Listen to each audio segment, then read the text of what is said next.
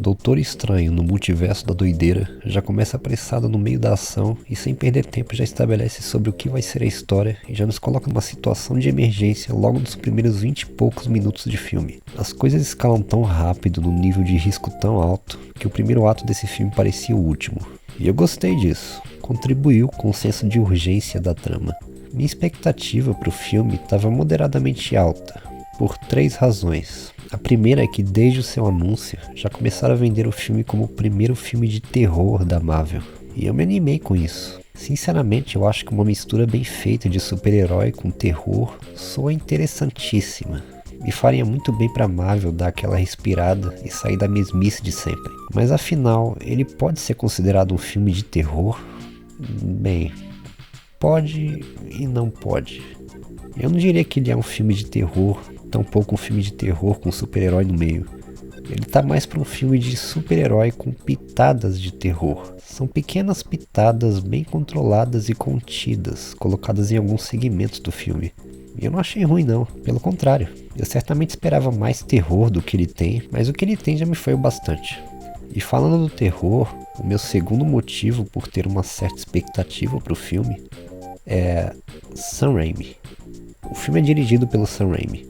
Para quem não sabe, ele dirigiu a primeira trilogia do Homem-Aranha, mas é ainda mais conhecido entre os nerds de cinema por ter dirigido a trilogia Evil Dead, que revolucionou os filmes de terror de baixo orçamento da época. O terror é sua especialidade. Eu não sei se você se lembra, mas no segundo filme do Homem-Aranha de 2004, tem até uma cena com o Dr. Octopus no hospital que é totalmente filmada como uma cena de terror, tratando os braços mecânicos dele como se fosse um monstro matando todo mundo ali. Tem o jogo de sombra típico do gênero, gritos de horror, pessoas sendo arrastadas para a morte. É uma cena de terror enfiada no meio de um filme do Homem-Aranha. Isso é muito bom. E por ele ser um diretor mais autoral, eu tava animado para ver um filme da Marvel com personalidade visual própria, e que não fosse mais um daqueles reciclados do MCU. E eu tenho que dizer que, embora muito do estilo do Sam Raimi esteja presente, eu senti falta de um pouco mais. Quer dizer, todas as marcas registradas do Sam Raimi estão aqui. A violência, que nesse caso está um pouco mais moderada, é claro. Os elementos de terror, o ponto de vista do monstro, as referências de Evil Dead, os planos holandeses usados da maneira certa, a participação especial do Bruce Campbell. Tá tudo aqui, mas não o suficiente para ele se diferenciar dos outros filmes da Marvel. Eu ainda senti a mão pesada dos produtores controlando a direção do filme, e não deixando o Sam Raimi totalmente solto. E era exatamente o que eu queria, ele solto, mas beleza, não é de todo mal. Foi um pouco decepcionante, só um pouco. Mas tudo bem. O Sam Raimi ainda tá ali. E o que me leva ao motivo 3, o multiverso. Pelo trailer que eu vi e pelo pouco que eu já sabia do filme, e pelo título do próprio filme, eu pensava que ele seria a entrada definitiva do MCU no multiverso. Desde Loki, a gente vem dando umas flertadas com o multiverso sem nunca entrar de cabeça nele. E aqui a gente até entra, mas não explora. Talvez minha expectativa precisava ser ajustada um pouco, mas eu esperava um road movie no multiverso. Aqui eles trocam de universo umas 3 ou 4 vezes e param por aí. E no final é só mais um breve vislumbre, mais uma flertada de leve, mais um trailer do multiverso em um filme da Marvel.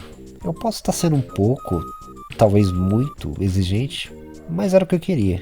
E quer saber? Tudo bem, de novo. O filme continua bom.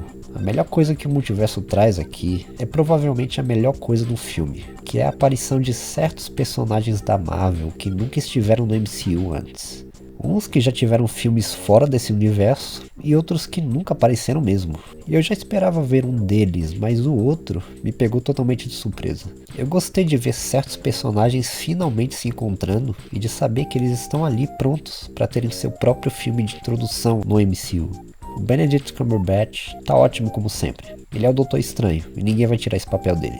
A nova personagem, a America Chavez, é carismática e tal, mas podia muito bem ser substituída por um objeto mágico sem fazer muita diferença. A Elizabeth Olsen tá finalmente mostrando todo o potencial da personagem em relação ao quão poderosa a Wanda pode ser. Eu só acho que às vezes o roteiro trabalha muito a favor dela, diminuindo e aumentando seus poderes quando lhe é conveniente e emburrecendo outros personagens para que ela consiga o que quer da maneira mais fácil. O próprio roteiro tá lotado de objetos mágicos que aparecem do nada para dar aos nossos heróis exatamente o que eles precisam na hora certa. Também tem muito diálogo expositivo, o que é sempre feio de se ver.